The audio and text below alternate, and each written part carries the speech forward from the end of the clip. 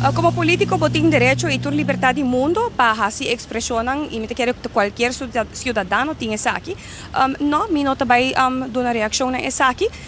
Esa está su retórica políticamente y me te de respetar esa si es cambio de pensamiento después de ahora que un año después cuando estaba junto de una lucha para cambio de un ex partido, si ahora que no está de línea más o no está haya su mes más de línea y de principio enorme valor cuando estaba para junto, ese está cambio en DJ y a mi persona te sigue mi trayectoria política maneira mais bem tarrasi desde 2017 como iniciar uma carreira política na Aruba. Nada cambia, mesmo norma e valor e mesmo princípio não está queda vigente para minha persona e de mesmo luta me continuar. E me quer Aruba tem hobby reto não, entrenar o qual que nós também mencionamos rato passar, arriba desenvolver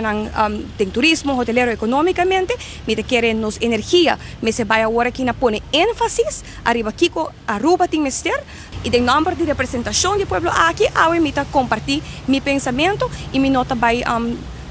dona mi mes of me nota vai hinka energia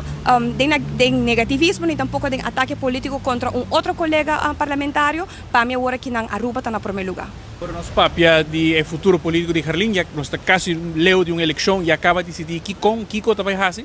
Mi anuncio está bem pronto e sei me quer estar no seu momento lo me compartir com a comunidade Kiko lo vai suceder e